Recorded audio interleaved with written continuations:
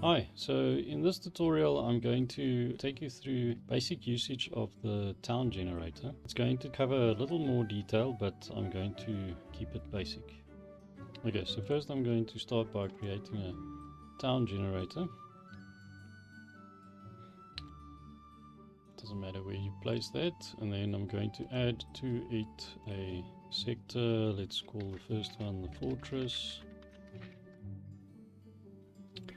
And then we'll add another one to this and call it the main town.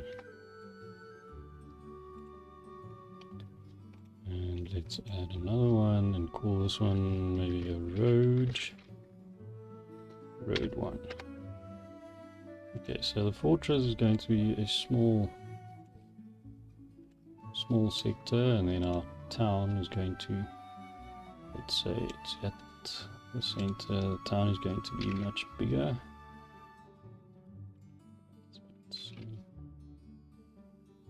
So we'll have a fortress in the middle, and then a big town around it, and then a road that leads out of the town. So I'm overlapping these two. For our road generation process, it will automatically link the roads on the sectors if we have a bit of an overlap. So I'm going to leave an overlap there. Okay, and then let's add another sector for a farm.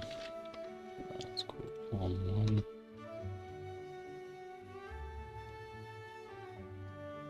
So again, I'm going to overlap there. Okay, next let's do the settings, because I'm going to duplicate the road and the farm areas. So let's start with the fortress. Okay, so the fortress, we'll add a wall construct. So you'll see I've got some presets here, so we'll just pick fortress wall. All these settings have been preset, which makes it quick and easy. So this first one is your wall setting that you would want to use for the actual wall that's generated around your sector. Segment length means each segment of your spline that's generated, that's the length for that. Then you can add a gate settings or multiple gate settings objects. So we've just got one here, the fortress single wall. So these settings come from our examples. So you'll see they are part of the construct assets examples settings. So you can play around with those and then create your own from that. So the gates are automatically generated over roads. So if there's a gate, this gate setting will be used. Our width that we set here, that is a multiple of the width of the road. So a bit more space is added for the width of your gate according to the width of the road that it's crossing. For the fortress, we're not adding any towers, so I'll show you that on the city wall that we'll add later. Padding is for surrounding the buildings inside your sector. So you'll see that with the town a bit later. And then the encapsulation of the wall around your buildings, you can tighten it or make it a bit more loose. That's the option for that. Okay, so for the generated spline, you can select the default tangent to be used. For the fortress, I'm going to use linear, so they have some sharp corners around the fortress. And then these are other settings on your construct. So do we want to scale the bricks to fit in your spline segments? Do we want them to alternate? That's for layer by layer alternating bricks. So if you have a wall structure for a brick, then you would want to switch this off. So you'll see that with the fence preset. And then for the doors, you can on say the fence preset, you would want to ignore the intersections, but for this one we don't want. And snap to doors and windows isn't necessary for this as well. Okay, so just to give an idea of that, what that does, let's go to the functions and build this wall. Okay, and there's a basic building, like a fortress. So obviously there are no roads going through it, and no doors were generated. Okay, so we're going to clear it for now. Okay, so for the fortress, I'm not going to have it generate roads specifically, because the town will generate some roads in that space. So let's switch over to our town and then go to the wall construct. We'll start with this. So here I'm going to load the double wall preset. So there's a few differences here: segment length, gate width. It's also got a tower setting option. Because we have got towers being generated, there's a corner angle threshold for places where we want it to add towers, and then some extra space for each tower around the corner. That's the length there. We've got some padding on this one, so we want it to be a distance from the buildings. The tight encapsulation, we want it a bit tighter than the fortress. Fortress isn't going to have any buildings inside, so this one has to encapsulate the buildings inside the town. So if we add it at 0, it's just going to fit around the sector, a nice circle, but we want it to be a bit more tighter around the buildings.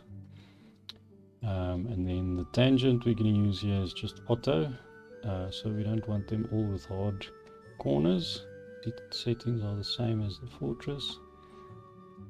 Okay, so let's go to the roads. So roads, here I'm going to select the brick path preset. Okay, so you'll see the road prefab hasn't been filled in because we're going to use the default that comes with our package. And then there's some settings down here that you can customize. So do we want the road to be added as a landmark? As soon as it's generated, it's set as a landmark, so that when you clear the town, the road will stay. So you can choose to do that. So next we have a max terrain slope. What slope do we want the terrain to be for our roads? So this will stop it from generating roads on a terrain that's too steep. Our extension steps, so for the road being generated, the spline has steps, so this one's going to be 10 units apart, and there's a random angle that can be added for each step. So we're going to leave the default of 30, and then we've got some branching options. So the branch on a minimum amount of knots here, you can set how often it should branch. So the higher the number, the less you'll have branching. This will also depend on how much space you need between your buildings, so you can play around with that setting. And then next we have minimum and maximum knot count for our branches. That's how long the branch is going to be. And then we have a random angle added to our branches to give it a bit more of a interesting look. So what's going to happen is we'll have roads being generated that stay within the sector, and then if you want one of those to exit the sector, you can set them here. So you can pick an amount that you want to exit the actual sector, and then the length of that exit, that's just what you set here. So I'm got it at 20. And then let me show you what this does quick. So I have to go to the town functions and then pick generate roads. So there we have the default road generated on all of these. So because we have on these other sectors by default we have generate roads, it's just pick the default prefab for them and then use the default settings for branching, and that's what we got from that. Okay, so let's just clear that out and then move on to our buildings for the town. Town sector buildings. Okay, so I'm going to use the example buildings, and they are located under prefabs buildings. So we've got 3 buildings there. 1, 2, 3.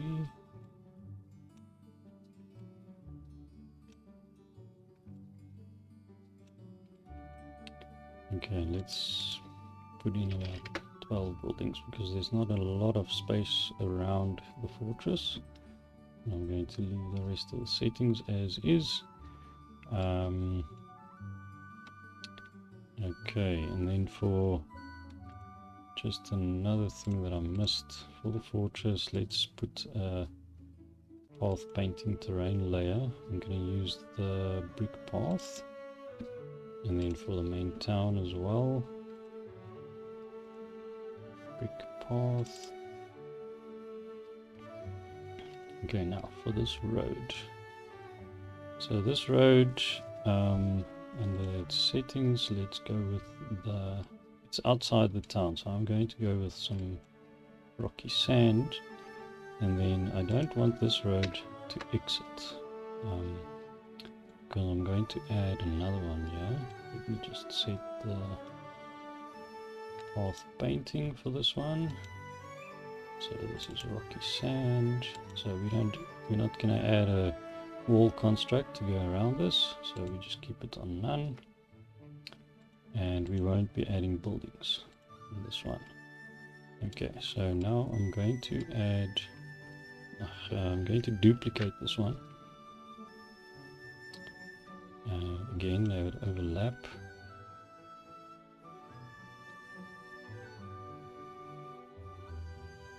Just rename it and then duplicate again to have a nice exit area over there.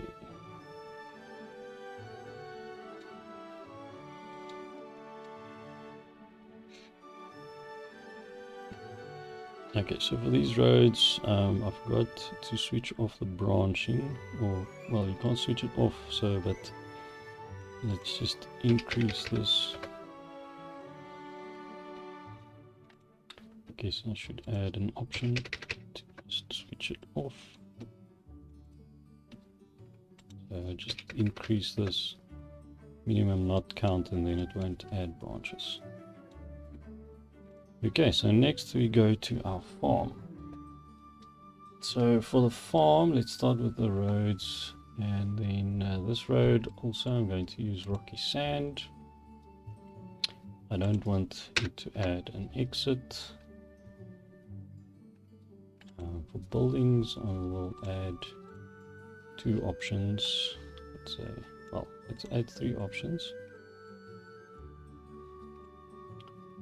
but we'll only allow a maximum of 2 buildings for the farm, and then for the wall, let's add a fence. So you'll notice on the fence, as I said before, we want to ignore the intersections for the gates. And then this is not an alternating brick fence, so that's switched off as well.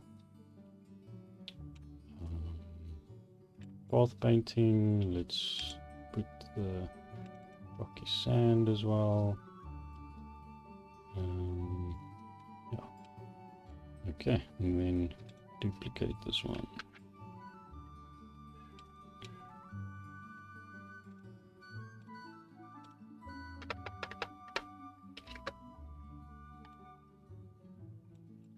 Let's put one over there.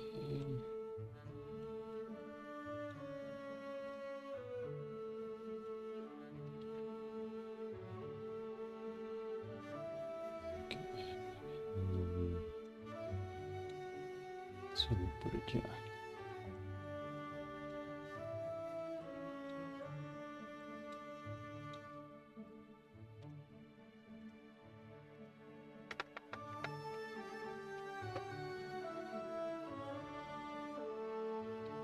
Okay, if I remembered everything correctly, we should be able to just run all on the town generator now. So let's see.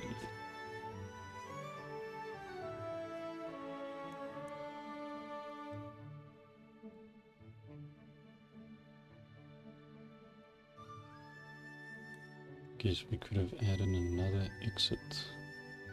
Let's do that quick.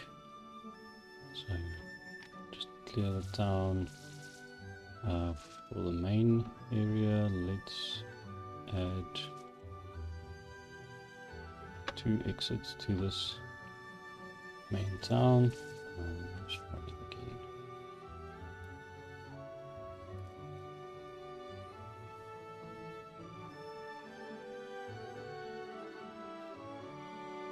So you'll notice that the encapsulation is tightened over here.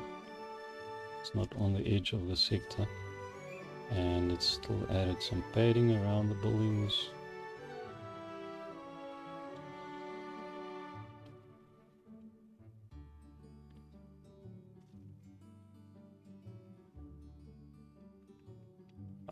Okay, so I forgot to add the path painting layer to our town. This default layer is necessary. So let's go with the brick path and then just continue the paint path process.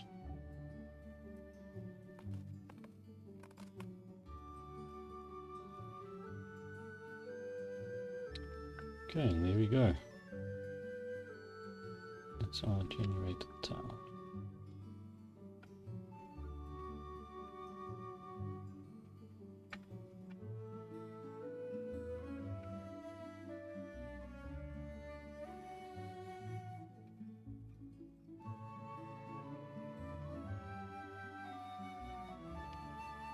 Okay, so one thing that I wanted to show, it's wall construct, the tangent in and out length. So let's see these gates. This is a gate. So town construct, switch to the spline.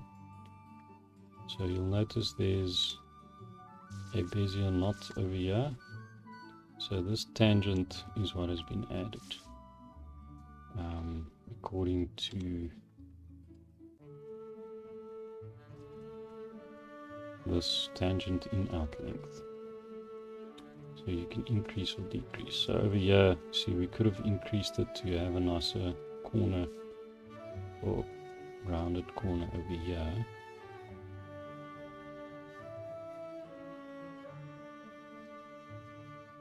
Something like that.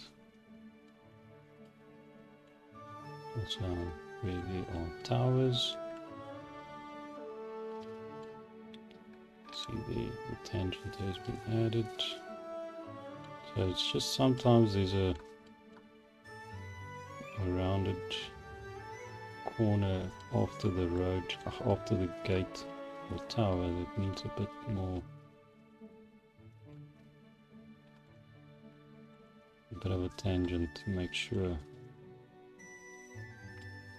the angle is correct. I like this one again. So this one didn't come out too bad, but yes, if we increased it, it would have been nicer. So the other option is also just to use switch them to linear knots to have hard corners. But yeah, for gates and towers, this first one, it's not going to add a knot for compensating for this corner, so we added this by default. Anyway, so you can improve it yourself by doing something like that and changing this just to an auto, keep it linear so that comes out a bit better.